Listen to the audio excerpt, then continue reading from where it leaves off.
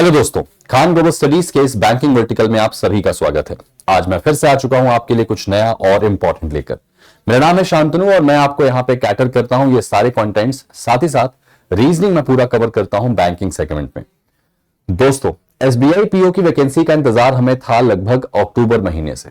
PO और clerk दोनों का ही था कि अकॉर्डिंग टू अगर हम सारा कुछ जो शेड्यूल है उसके हिसाब से चलते तो दिसंबर में हमारा पेपर हो जाना था। लेकिन वैकेंसी लेट आई तो थोड़ा सा हमें उम्मीदें थी कि हाँ लेट आई है तो थोड़ा अच्छा होगा, और उसका रिजल्ट हमें देखने मिला एसबीआई क्लर्क में। पिछले साल 8,000 वैकेंसी थी, इस बार लगभग 14,000 है, तो काफी अच्छी वैकेंसी बढ़ा के दी गई। तो वो काफी एक खुश नुमा माहौल बना के दे दिया विद्यार्थियों के लिए। विद्यार्थियों के लिए त्योहार सा था कि चलो एसबीआई क्लर्क में बहुत बड़ी वैकेंसी आई है और बहुत समय के बाद ऐसी वैकेंसी आई है, तो अपने आप में एक बहुत ही अच्छा माहौल, सब प्रिपरेशन के हिसाब से चल भी रहे हैं और शायद फॉर्म भी भरे होंगे और भर भी रहे होंगे लोग। बात अगर एसबीआई पीओ की जाए, जिससे कुछ ज्यादा ही एक्सपेक्टेशन थी, क्योंकि एसबीआई पीओ अक्सर वो बच्चे फॉर्म फिल करते हैं जो ऑलरेडी 2 साल से इसकी प्रिपरेशन कर रहे हैं। कारण लेवल सबसे टफ माना जाता है, लेवल सबसे एंटीक माना जाता है, बहुत बड़ी जॉब प्रोफाइल है, एक बहुत हैंडसम सैलरी है, एक अलग ही वर्क प्रोफाइल यहां पे आपको मिलती है। तो ये जॉब, ये वैकेंसी कुछ ज्यादा इंपॉर्टेंट हो जाती थी उनके लिए जो सच में बैंकिंग की तैयारी कर रहे हैं। रिजल्ट जो भी हो, लेकिन उसके पहले जो वैकेंसी की अगर मैं बात करूं तो इस साल वैकेंसी ने बहुत निराश किया। मैं पर्सनली काफी ज्यादा निराश हूं इस चीज को लेकर कि पिछले साल 2023 की अगर हम बात करें तो एसबीआई पीओ ने एक अच्छा अमाउंट ऑफ वैकेंसी दी थी जितना उनसे एक्सपेक्ट होता है। लेकिन इस बार तो कुछ ऐसा हो गया जो हमने कभी सोचा ही नहीं था। 125 करोड़ का देश, जहां पर एक एवरेज भी अगर हम लेके चलते हैं, मतलब सबसे लीस्ट अमाउंट में भी लेके चलते हैं, तो 1 करोड़ स्टूडेंट तो कम से कम हैं जो ग्रेजुएट है। एक लीस्ट अमाउंट बता रहा हूं मैं आपको, ऑन एन एवरेज 1 करोड़ लोगों में एक मुट्ठी भर दानों जैसी वैकेंसी आती है, और ये वो वैकेंसी होती है जिसका इंतजार लोग करते हैं। तो कहीं ना कहीं बहुत निराशा होती, कई सारे बच्चे जो है वो हताश हो गए। उनमें से कई सारे बच्चे ऐसे होंगे जिनका शायद लास्ट अटेम्प्ट होगा, लास्ट अटेम्प्ट, क्योंकि इसके बाद उनकी उम्र निकल जाएगी, उनके पास अब है ही नहीं कुछ कि क्या करें। तो इसी बीच उन्होंने वैकेंसी तो कम करी, एक अलग ही निराशा दी, साथ ही साथ यहां पर पैटर्न भी चेंज कर दिया। एसबीआई जाना जाता है कुछ नया करने के लिए, लेकिन इतना नया करेगा ये थोड़ा सा शॉकिंग है। यहां पे जरा देखते हैं इस वीडियो में क्या और कैसे है। मैं थोड़ा सा आपको लेके चलता हूं 2023 में। 2023 जो साल था, 2023 में एसबीआई पीओ ने लगभग 2000 वैकेंसी डिक्लेयर की थी।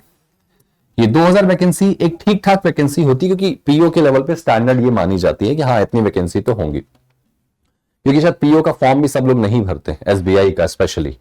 लेवल अच्छा होता है, बहुत अच्छे तरह के क्वेश्चंस होते हैं और बहुत क्रीमी बच्चे वहां पे पहुंच पाते हैं।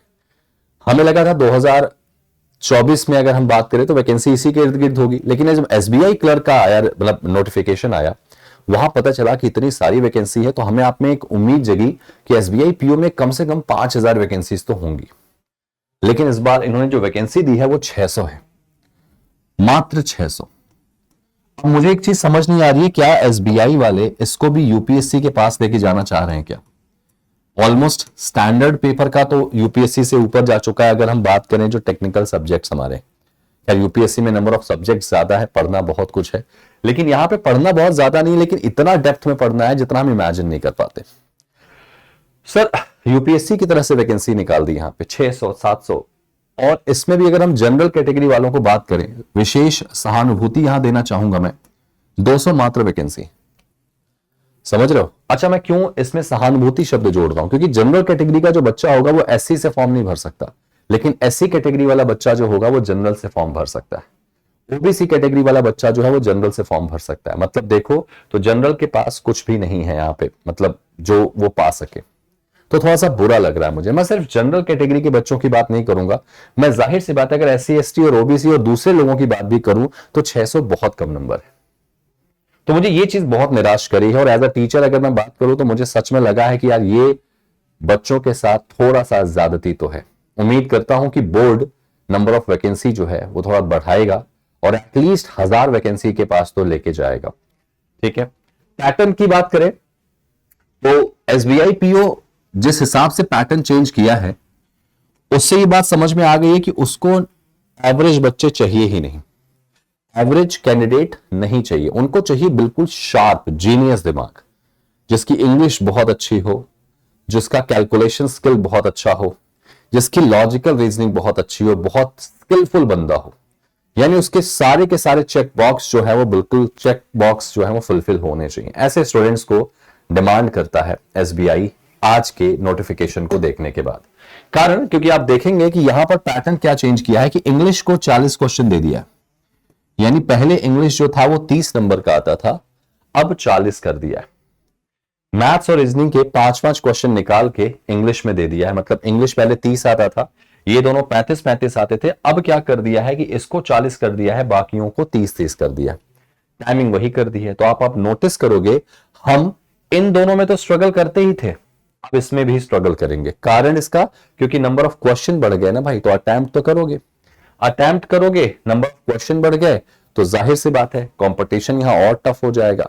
हाँ, एक थोड़ी रियायत अभी है कि यहां पे सेक्शनल कट ऑफ प्रीलिम्स में नहीं है, सेक्शनल कट ऑफ जो है वो नहीं है, तो ये थोड़ा सा एक रिलैक्स है, लेकिन फिर भी आपको ओवरऑल कट ऑफ तो क्लियर करना पड़ेगा ना। माना कि इसके कट ऑफ बहुत ज्यादा नहीं जाते क्योंकि पेपर अच्छा होता है, लेकिन इस बहुत ज्यादा की लिस्ट में भी तो आना पड़ेगा, क्योंकि अगर 600 के फॉर्म में अगर 1 लाख लोगों ने भी फॉर्म भरा है, जस्ट इमेजिन कि आप लोगों को कितने लोगों को पीछे छोड़ना है। ठीक है, तो थोड़ा सा माहौल टफ हुआ है, तो यानी आपकी इंग्लिश अच्छी होनी चाहिए, वो ये आपको एक मैसेज देना चाहते हैं।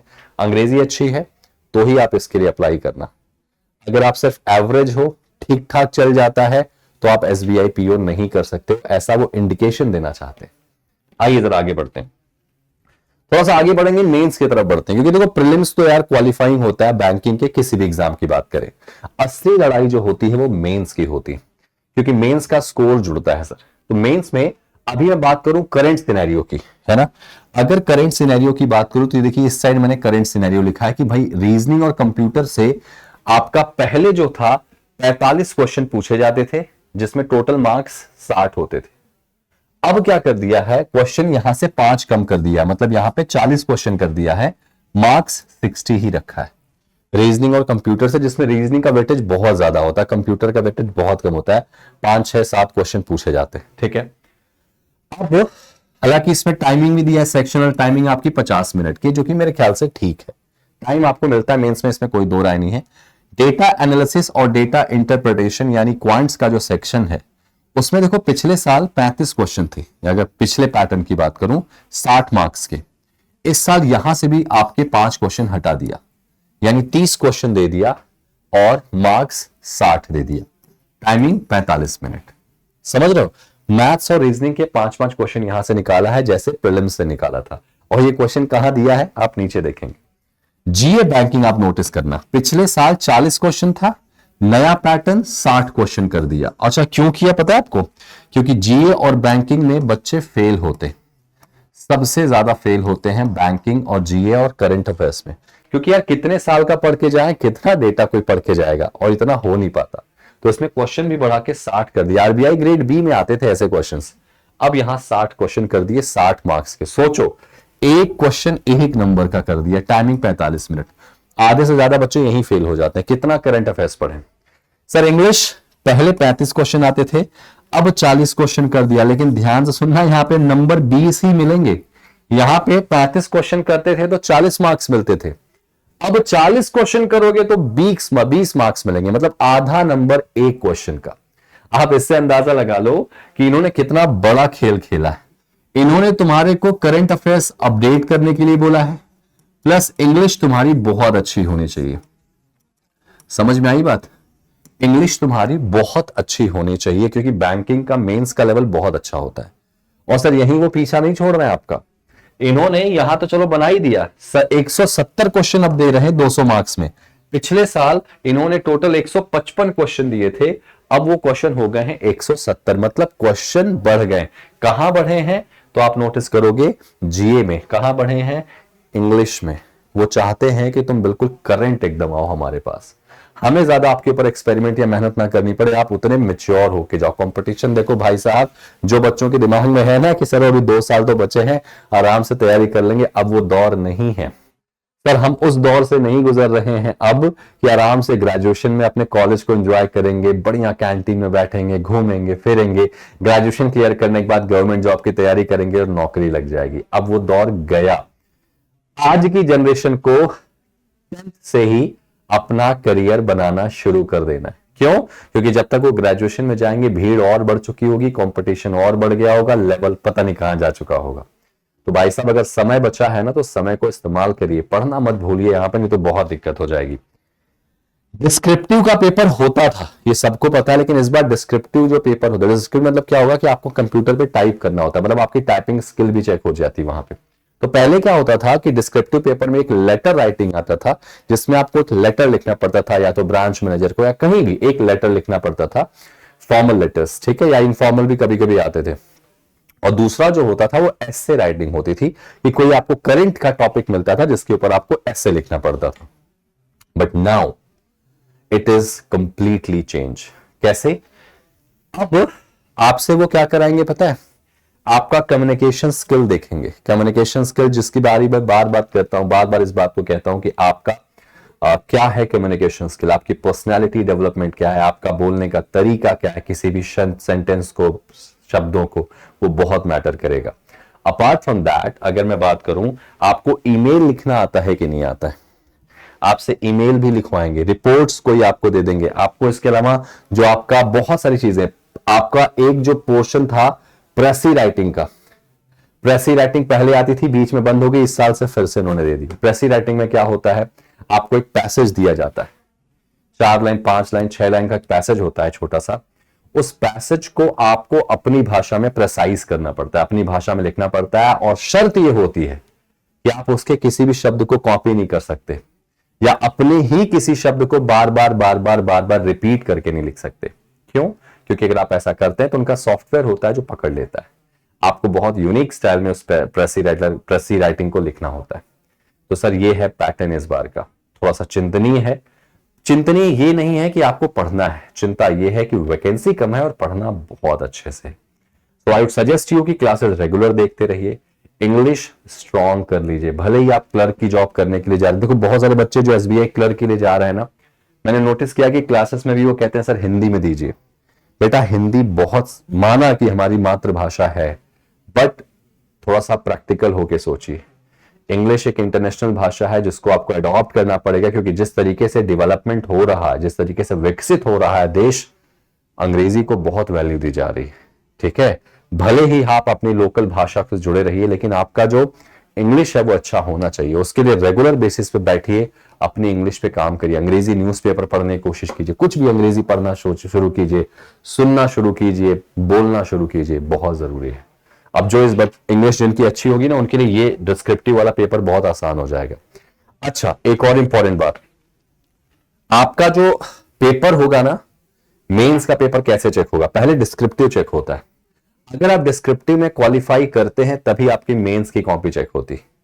समझ में आई बात? तो याद रखना है, डिस्क्रिप्टिव आपको पास करना पड़ेगा। मेंस में आपने बहुत अच्छा कर दिया, डिस्क्रिप्टिव आपका बिगड़ गया तो आपका मेंस का कॉपी ही नहीं चेक होगा अगर डिस्क्रिप्टिव में आप फेल हो गए। डिस्क्रिप्टिव हालांकि क्वालिफाइंग होता है। सर जब आप तीसरे फेज में आओगे ना, जब वो भी क्लियर हो जाएगा, तो आपका ग्रुप डिस्कशन और यहाँ पे एक ग्रुप एक्सरसाइज होगी। पहले नहीं होती थी, अब होना शुरू हो गई है। ग्रुप डिस्कशन मेरे टाइम पे होती थी, मुझे याद आ रहा है। उस टाइम पे टॉपिक, हम लोग के टाइम में मुझे याद है टॉपिक मिला था वुमेन एम्पावरमेंट पे हमको बोलना था। कुछ लोग उसको फेवर में बोल रहे थे, कुछ लोग उसके अगेंस्ट में उसको बात को काट रहे थे। तो ग्रुप डिस्कशन, ग्रुप एक्सरसाइज भी करवा रहे हैं।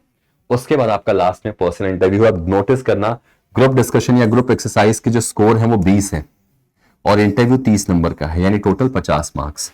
तो 200 नंबर का मेंस, 200 नंबर का मेंस प्लस 50 मार्क्स ये, यानी 250 नंबर पे मेरिट आपकी बनती। अगर आपका मेंस अच्छा गया है और अगर थोड़ा बहुत इंटरव्यू भी बिगड़ गया, थोड़ा बहुत भी, तो भी आप एलिजिबल हो गए एग्जाम क्वालिफाई करने के, आपको मौका दिया जाएगा।